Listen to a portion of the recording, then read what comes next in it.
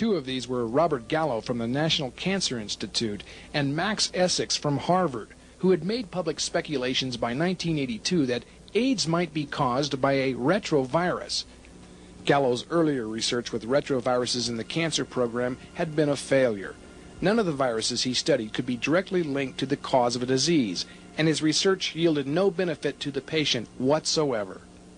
But one virus, HTLV-3, got Gallo's full attention. It was this virus, or as Gallo claimed, a variant of it, that would become the virus that causes AIDS. Yes! Fight that! Fight that! Fight that! Riding the whirlwind of public demand, Gallo made his move.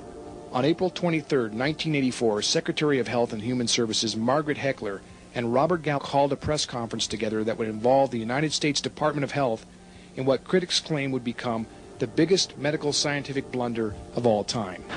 First, the probable cause of AIDS has been found, a variant of a known human cancer virus called HTLV-3. With HTLV-3, Gallo's white elephant virus program made the jump from the cause of cancer to become the cause of AIDS and the target of billions of dollars in research funds. Simultaneously, as the press conference was going on, the test used to detect HIV was being patented, which would earn the U.S. Department of Health over $100 million a year and large financial kickbacks to Robert Gallo. The AIDS industry was born, and the U.S. government was now fully invested.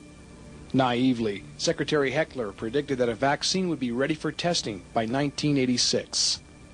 We hope to have such a vaccine ready for testing in approximately 2 years. For the moment, everyone was happy about the discovery of the probable cause of AIDS.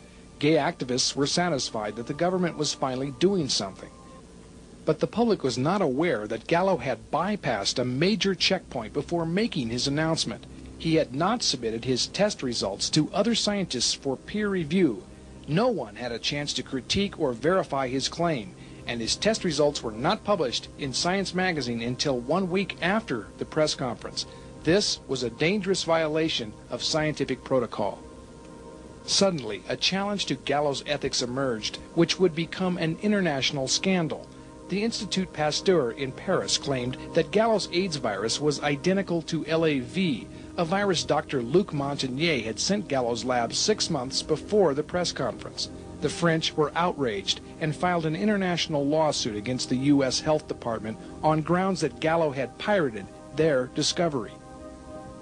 The entire incident was embarrassing to the United States and had to be resolved diplomatically by President Reagan and Prime Minister Jacques Chirac of France.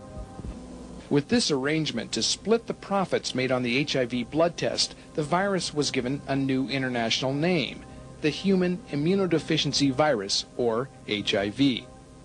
Despite questions of Gallo's character and ethics, HIV had now gained international acceptance. But when Gallo's HIV results were finally published in Science magazine, only 44 of 93 AIDS patients he tested, that's less than half, had the virus. Yet Gallo claimed that in further study he could find HIV in up to 90% of those he tested. As other virologists reproduced Gallo's research, they found similar correlations between HIV and AIDS patients. This high correlation seemed convincing to everyone that HIV must have something to do with causing AIDS. Everyone, that is, except Dr. Peter Duesberg.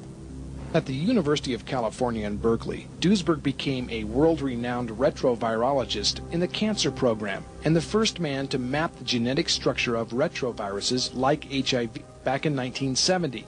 His honors include membership in the National Academy of Sciences due to his discovery of cancer-causing genes. Having researched retroviruses for over 30 years, some have called him the world's foremost expert in retrovirology. Dr. Duesberg was somewhat skeptical of Gallo's AIDS virus announcement. I wasn't madly impressed by it, because what else would you expect from a person like Gallo, who had studied retroviruses all his life, that he would say retroviruses cause AIDS? That seemed to me the first coincidence that made me wonder whether that was an authentic claim, or going to be an authentic claim. But I would say it was not a surprise that he would say that. He said it before, that it would cause leukemia or things like Alzheimer's disease, neurological diseases, and it failed. So I was not too impressed that this was going to be a winner now, and it would have been for the first time that a retrovirus would have been pinned down as a cause of a human disease, or even a disease in wild animals.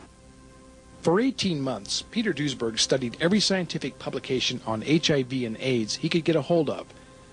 When he finally published his observations in Cancer Research in 1987, he stood alone against the tide of popular opinion and the government-funded AIDS industry. His position has become well known.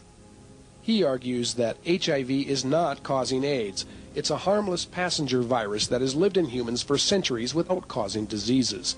He believes AIDS is the result of other non-infectious factors like drug use. And ironically enough, AZT, the highly toxic medication prescribed to treat AIDS patients, actually does what the virus cannot, that is, causes AIDS itself. Though Dr. Duesberg's arguments were ridiculed by many and ignored by most, many of his colleagues studied his research and came to the same conclusion.